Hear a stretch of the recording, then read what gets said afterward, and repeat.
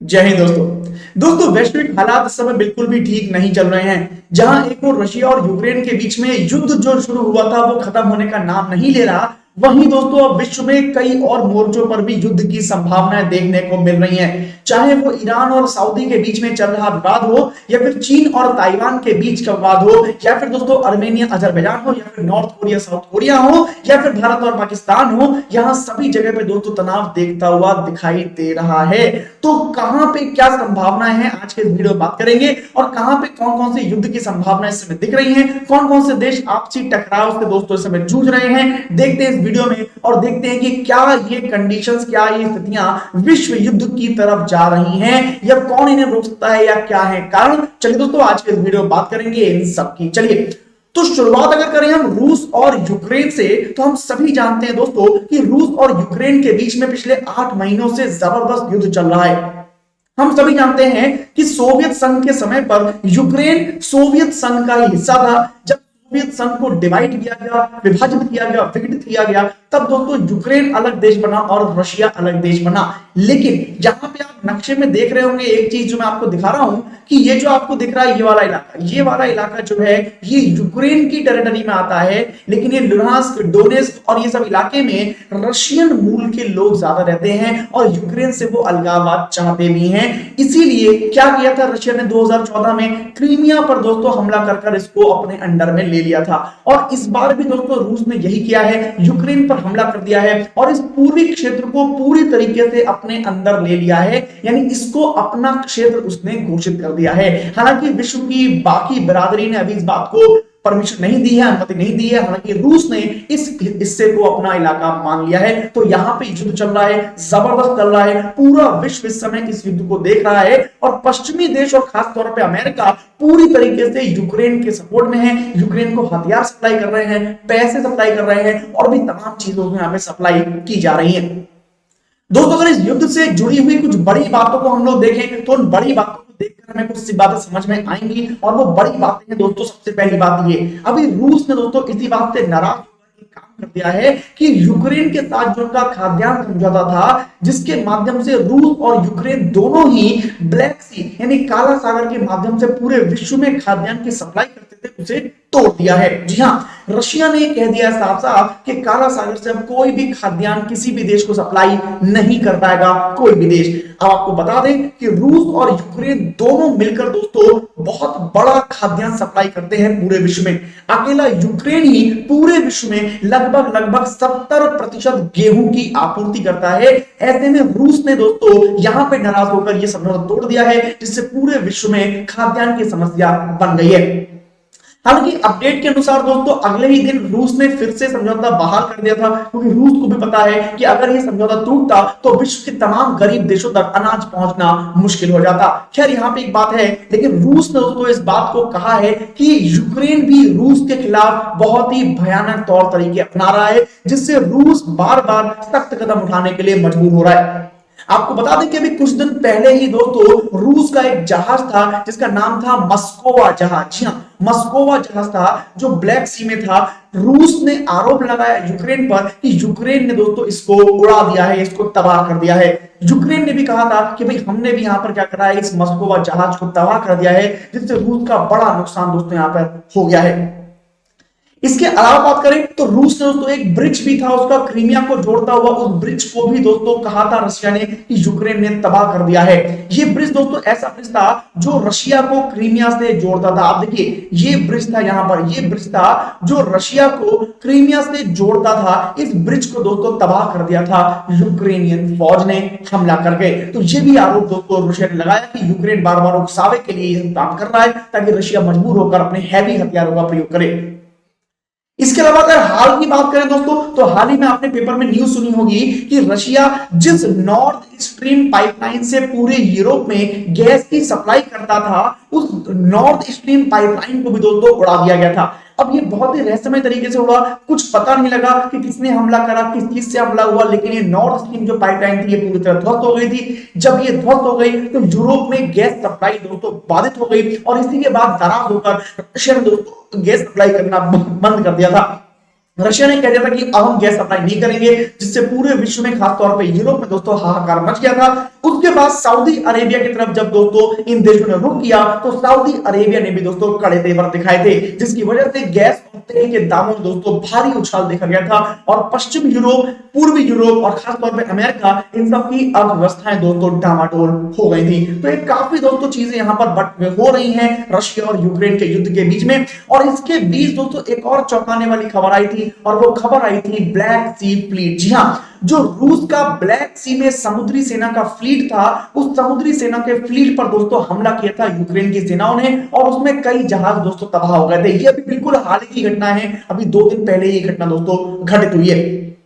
इसके अलावा यूक्रेन ने दोस्तों अभी कुछ दिन पहले ही रूस की सीमा में घुसकर उसके हेलीकॉप्टर्स में ड्रोन से हमला भी दोस्तों किया था, जिससे रूस काफी नाराज और दोस्तों गुस्सा हो गया है। आपको बता दें कि रशिया यूक्रेन के इस युद्ध में दोस्तों एक और खबर निकल के आई थी, जिसमें इंग्लैंड की जो पुरानी प्रधानमंत्री थी लिज ट्रस, उनके मोबाइल की हैकिंग की भी दोस्तों खबर आई थी कि ये भी आरोप लगाए गए थे रशिया पर कि रशिया ने दोस्तों इस लिज ट्रस थी, जो पुरानी प्रधानमंत्री रही थी ब्रिटेन की, इनके मोबाइल को भी दोस्तों यहां पर हैक कर लिया गया था। तो ऐसी न्यूज दोस्तों आती रही है रशिया यूक्रेन वॉर में। फिलहाल अगर देखें तो स्थिति बहुत नाजुक है और कभी भी कुछ भी हो सकता है। इसी के बीच रशिया ने दोस्तों परमाणु हमले की भी धमकी दोस्तों दी थी कि रूस परमाणु हमला कर सकता है।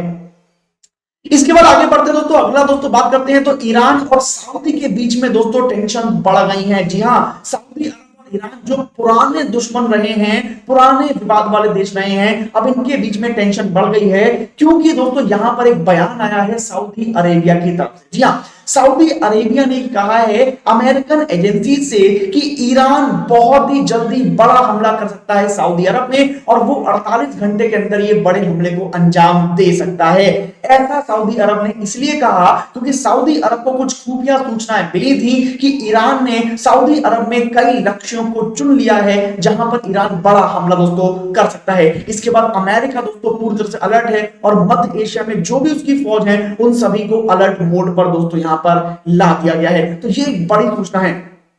अगर बात करें इसकी पुख्ता जानकारी की, तो पुख्ता जानकारी इस बात से हो सकती है कि ईरान में ये जो आप लाल झंडा देख रहे हैं, इसका मतलब होता है इंतकाम। और अभी इस लाल झंडे को दोस्तों वहां की शाह चिराग मस्जिद पर फैलाया गया है, जिससे यह अंदाजा लगाया जा रहा है कि ईरान वाकई में किसी हमले का प्लान दोस्तों कर रहा है। आपको बता दें कि पिछले ही महीने दोस्तों इराक में भी अपना ईरान जो था इसने बहुत बड़े हमले करे थे, वहां पर भी काफी हमले दोस्तों इसने करे थे। पिछले ही महीने की ये बात दोस्तों है।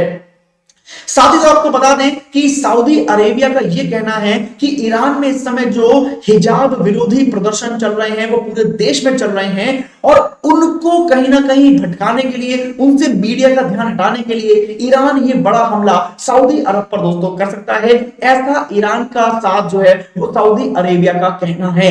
लेकिन दोस्तों ईरान ने भी यहां पर दूसरी बात कही है। ईरान ने कहा है कि यहां पर अमेरिका, इजराइल और सऊदी अरेबिया ये तीनों लोग मिलकर ईरान के अंदर जो हिजाब विरोधी प्रदर्शन है उनको भड़का रहे हैं, सरकार विरोधी गतिविधियों को अंजाम दे रहे हैं, जिससे आगे चलकर ईरान में सरकार की गतिविधियों पर असर पड़ सकता है और सरकार दोस्तों वहां पे अस्थिर हो सकती है। ऐसा आरोप ईरान ने भी दोस्तों इन सभी देशों पर यहां पर लगाया है। तो ये बात दोस्तों देखनी होगी।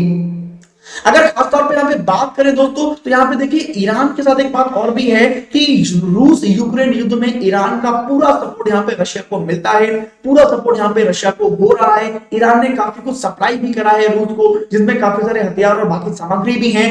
इस लिहाज से देखें तो अमेरिका यहाँ पर ईरान का बिल्कुल विरोधी है और यहाँ पर ईरान के पक्ष में बात यह है कि कहीं ना कहीं सऊदी अरेबिया और अमेरिका के बीच में अभी हाल फिलहाल में कुछ दूरियां बढ़ी हैं जिनका फायदा हो सकता है ईरान उठा ले। लेकिन दोस्तों यहां पर यह भी अनुमान लगाया जा रहा है कि ईरान क्योंकि रूस का सपोर्ट कर रहा है, इस वजह से हो सकता है कि अमेरिका यहां पर कुछ चालबाजियां खेल रहा हो और ईरान को इस तरह से फंसाने का प्रयास यहां पर कर रहा हो। जो भी हो, फिलहाल विश्व के लिए दोस्तों बहुत ही खतरनाक चीज है। अगर ईरान यहां पर कुछ भी हमला करता है सऊदी अरेबिया के ऊपर तो यह वैश्विक हालातों को बहुत ही बुरी कंडीशन में दोस्तों लेके जा सकता है। आगे बात करते हैं अर्मेनिया और अजरबैजान की दोस्तों। आर्मेनिया और अजरबैजान दो देश हैं जिनके बीच में भी जमीन के टुकड़े को लेकर दोस्तों विवाद चल रहा है। पिछले 2 सालों से विवाद बहुत ज्यादा बढ़ गया है। हालांकि 30 वर्ष पुराना विवाद है ये, लेकिन अब 2 वर्षों से ये बहुत बढ़ गया है। ये जो बीच में आप दोस्तों जगह देख रहे होंगे जिसको हम लोग कहते हैं नारगोनो कराबाख, ये लाल रंग का जो जगह आपको दिख रहा है ये है पूरा नारगोनो कराबाख। ये नारगोनो कराबाख जो इलाका है ये अजरबैजान की टेरिटरी में आता है, लेकिन यहां पर रहने वाले जो लोग हैं वो सारे अर्मेनियाई मूल के हैं, इसीलिए अर्मेनिया इस हिस्से पर अपना दावा दोस्तों जताता रहा है। पिछली बार तो ये हुआ था जब अजरबैजान ने अर्मेनिया पर हमला कर दिया था, तो काफी यहां पे दोस्तों मुश्किल हालात बन गए थे। लेकिन इस बार दोस्तों अजरबैजान ने अर्मेनिया पर आरोप लगाया है और आरोप है गोलाबारी का। जी हां, अजरबैजान ने यह कहा है कि अर्मेनियन फोर्सेस ने अभी अजरबैजान के इलाकों में भारी गोलाबारी की है, जिसके द्वारा दोस्तों काफी नुकसान यहां पर हो गया है इन दोनों ही देशों का। आपको बता दें कि पिछले महीने भी इन दोनों देशों के बीच में झड़प हुई थी और उसमें दोस्तों 286 लोग दोस्तों मारे गए थे, उनकी मृत्यु यहां पर हो गई थी। दोस्तों अगर बात करें वैश्विक बिरादरी की तो अजरबैजान और अर्मेनिया के समर्थन और विपक्ष में दोस्तों कई देश यहां पर आते हैं। अगर हम बात करें अजरबैजान की तो यहाँ पे तुर्की, Pakistan, Israel, Ukraine, Hungary, Latvia जैसे देशों का पूरा सपोर्ट अजरबैजान को यहाँ पर है। आपको बता दें कि अजरबैजान एक मुस्लिम मेजोरिटी वाला देश है और अर्मेनिया एक ईसाई बहुल्य देश दोस्तों है, लेकिन फिर भी अजरबैजान को यहाँ पर सभी दोस्तों जो है पाकिस्तान, इजराइल, यूक्रेन, टर्की इन देशों का पूरा सपोर्ट मिलता है, हथियार सप्लाई करते हैं ये लोग। और अर्मेनिया की बात करें तो ईरान, सीरिया, ग्रीस और एफडी जो है वो दोस्तों यहाँ पर अर्मेनिया को सपोर्ट पूरा करते हैं। आपको बता दें कि इन दोनों देशों के बीच में अमेरिका एक मीडिएटर की भूमिका निभाता है, दोनों देशों में शांति की स्थापना करने के लिए वो बात करता है, जबकि रशिया इस समय दोस्तों अर्मेनिया का सपोर्टर बनके उभरा है। लेकिन क्योंकि रशिया खुद ही दोस्तों घिरा हुआ है युद्ध में, इसीलिए अर्मेनिया की कोई मदद आपको नहीं कर पा रहा। आपको बता दें कि अभी दोस्तों इंडिया इस युद्ध में और कूद गया है। इंडिया भी इसके बीच में अपने जो हथियार हैं वो अर्मेनिया को सप्लाई करना शुरू कर चुका है। अर्मेनिया को अभी भारत ने अपना पिनाका रॉकेट सिस्टम भी भेजा था। इसके अलावा कई सारे और जो हथियार हैं, कई जो और वेपन सिस्टम है वो अर्मेनिया के साथ दोस्तों डील चल रही है और भारत जल्दी अर्मेनिया को सप्लाई करेगा। तो यहां पर दोस्तों एक नया फ्रंट बनता हुआ दिख रहा है, यह भी विश्व के लिए बहुत घातक हो सकता है। इसके बाद बात करेंगे दोस्तों अपने नॉर्मल नॉर्थ कोरिया और साउथ कोरिया की, जो हमेशा से ही विवादों में रहते हैं। तो अभी हाल ही में दोस्तों एक और घटना घट गई है। जो नॉर्थ कोरिया है, नॉर्थ कोरिया के तानाशाह हैं किम जोंग उन, उन्होंने भी क्या कर दिया है, बहुत सारी मिसाइल्स का दोस्तों यहाँ पे टेस्ट कर दिया है, जो न्यूक्लियर पावर्ड मिसाइल दोस्तों मानी जा रही है। खास बात यह है कि ये जो मिसाइल्स हैं ये साउथ कोरिया की सीमा के बहुत ही पास जाकर दोस्तों गिरी हैं। 10 से 20 किलोमीटर दूर ही जाकर दोस्तों ये मिसाइल जो है वो साउथ कोरिया के समुद्र में दोस्तों गिरी हैं। इसीलिए दोस्तों ये काफी खतरनाक इस समय माना जा रहा है। आपको बता दें कि नॉर्थ कोरिया और साउथ कोरिया के बीच ये जो विवाद है ये एक दोस्तों सैन्य अभ्यास शुरू हुआ है जो साउथ कोरिया और अमेरिका के बीच में चल रहा है। जी हां, साउथ कोरिया और अमेरिका की सेनाएं इस समय जो एक सैन्य अभ्यास है उसका नाम है vigilant storm, operation vigilant storm, ये परफॉर्म कर रहा है। और नॉर्थ कोरिया इसी बात से दोस्तों यहां पर चिढ़ गया है और इसीलिए उसने मिसाइलों का टेस्ट धमाकेदार तरीके से करना शुरू कर दिया है। ये मिसाइलों का टेस्ट भी दोस्तों साउथ कोरिया की सीमा के बिल्कुल पास में किया जा रहा है, जिससे दोस्तों पूरे विश्व में इस समय घबराहट का माहौल बन गया है। आपको बता दें कि नॉर्थ कोरिया और साउथ कोरिया के इस वॉर में जो मुख्य चीज है वो ये है कि अभी मिसाइल दोस्तों छोड़ी थी नॉर्थ कोरिया ने, जो साउथ कोरिया के शॉक्चो शहर के बिल्कुल पास में थी और लगभग 26 किलोमीटर दूर ये जाकर गिरी थी। इसी के बाद दोस्तों साउथ कोरिया ने भी बहुत सारी मिसाइलों का टेस्ट किया था और उनको भी दोस्तों आगे छोड़ा था, उनको भी टेस्ट फायर करके नॉर्थ कोरिया के रीजन के पास दोस्तों डिप्लॉय किया था उन सभी को। इसके अलावा नॉर्थ कोरिया पहले भी दोस्तों ये काम कर चुका है और पहले भी जापान जैसे देशों के ऊपर से होकर उसकी मिसाइल दोस्तों निकल चुकी हैं। तो अपने आप में ये बड़ा दोस्तों कारण बन सकता है किसी भी तरह के विवाद का। बात करते हैं चाइना और ताइवान की दोस्तों। चाइना ताइवान का बहुत पुराना दोस्तों विवाद चल रहा है। चाइना जहां वन चाइना पॉलिसी के तहत अपने आस पड़ोस के छोटे मोटे देशों पर अपनी दादागिरी दिखाता रहता है, वहीं चाइना के आस पड़ोस के छोटे मोटे देश जो है वो अपनी संप्रभुता के लिए दोस्तों सर उठाते रहते हैं और उसी में से एक देश है ताइवान। आपको बता दें कि चाइना की समुद्री सीमा के बिल्कुल पास में स्थित एक छोटा सा देश ताइवान हमेशा ही चीन की दादागिरी से परेशान रहता है और चीन की दादागिरी को पलटवार करता है। अभी दोस्तों हाल ही फिलहाल में इन दोनों देशों के बीच में बहुत ज्यादा विवाद बढ़ गया है, क्योंकि ताइवान में अभी दोस्तों कई सारे बयान ऐसे निकल के आए थे चाइना के जो विरोधी रहे थे। आपको बता दें कि ताइवान के साथ इस समस्या का दोस्तों सबसे बड़ा कारण है चाइना की एयरफोर्स की ड्रिल। जी हां, चाइना ने अभी दोस्तों सबसे बड़ी एयरफोर्स की ड्रिल करी है, जो सीधे तौर पर दोस्तों ताइवान के खिलाफ यहां पे मानी जा रही है, जिसकी वजह से पूरा विश्व इस समय टेंशन में है और युद्ध की आशंका से दोस्तों ग्रस्त हो गया है। इसके साथ साथ दोस्तों चाइना ने एक काम और भी किया है, जो चाइना का समुद्री युद्धपोत है वो बार बार दोस्तों ताइवान की सीमा पर घुसपैठ कर रहे हैं, ताइवान की सीमा में घुस रहे हैं और यहां पे टेंशन बढ़ाने का दोस्तों काम वो कर रहे हैं। इसके अलावा चाइना की दादागिरी दोस्तों आपको दिखाई देगी, लेकिन उससे पहले दोस्तों अमेरिका ने एक काम कर दिया है। जब चाइना इस प्रकार की एग्रेसिव घटनाएं कर रहा था, एग्रेसिव एक्टिविटी कर रहा था, उसी बीच अमेरिका ने क्या किया है, अपनी न्यूक्लियर सबमरीन जो है वो ऑस्ट्रेलिया के पास स्थित अपने नेवी के बेस पर दोस्तों तैनात कर दी है। इससे चीन दोस्तों बहुत ही बुरी तरीके से बौखला गया है और उसने कहा है कि अमेरिका प्रशांत क्षेत्र में या हिंद प्रशांत क्षेत्र में दोस्तों हथियारों की होड़ बढ़ाना चाहता है। इसके साथ साथ अमेरिका ने एक काम और भी करा है, अमेरिका ने अपना न्यूक्लियर पावर यानी न्यूक्लियर बमों को ले जाने वाला B-52 बॉम्बर जो है वो भी ऑस्ट्रेलिया के नेवी बेस पर दोस्तों तैनात कर दिया है, जिससे चीन वास्तव में बौखला गया है। चाइना भी दोस्तों कम नहीं है, चाइना ने भी अपने हथियारों की होड़ शुरू कर दी है और चाइना ने भी दोस्तों बहुत ही बड़ी ये रेल गन का निर्माण कर लिया। आपको बता दें कि रेल गन जो होता है वो गोले दागता है, बम के गोले दागता है, लेकिन बारूद से नहीं बल्कि इलेक्ट्रोमैग्नेटिक वेव से, जो काफी प्रभावशाली होती हैं और काफी विध्वंसक दोस्तों होते हैं। ऐसी रेल गन का निर्माण चाइना ने भी यहां पर कर लिया है। इसके साथ साथ चाइना की सबसे बड़ी DF-41 जो न्यूक्लियर पावर मिसाइल है उसको भी दोस्तों चाइना ने डिप्लॉय कर दिया है। चाइना उसका भी दोस्तों पूरी तरीके से प्रदर्शन कर रहा है और विश्व को डराने और धमकाने का प्रयास यहां पर कर रहा है। तो ये दोस्तों देखना बहुत ज्यादा खतरनाक होगी आगे क्या होता है इन दोनों ही देशों के बीच में।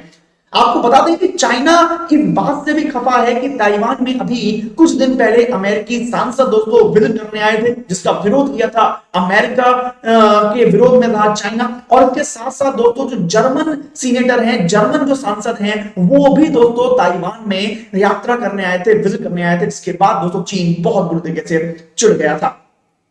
अब दोस्तों इतने सारे वॉर फ्रंट यहां पर खुल चुके हैं पूरे विश्व में और पता नहीं कहां पे क्या होने वाला है।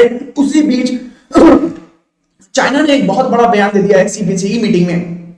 जो चाइना की पॉलिटिकल पार्टी है उसकी मीटिंग में चाइना ने एक बहुत बड़ा बयान दिया। उन्होंने कहा कि हांगकांग तो हम ले चुके हैं, अब ताइवान दोस्तों हमारा होगा। इस प्रकार का चाइना ने बहुत ही भड़काऊ दोस्तों यहां पर बयान दिया है, जिससे इस बात का अंदाजा लगाया जा रहा है कि चाइना अब ताइवान को अधिकृत करने के लिए कुछ बड़ा और मुश्किल कदम उठा सकता है, जिससे विश्व बिरादरी को विश्व युद्ध के खतरे दोस्तों यहां पे दिखाई दे रहे हैं।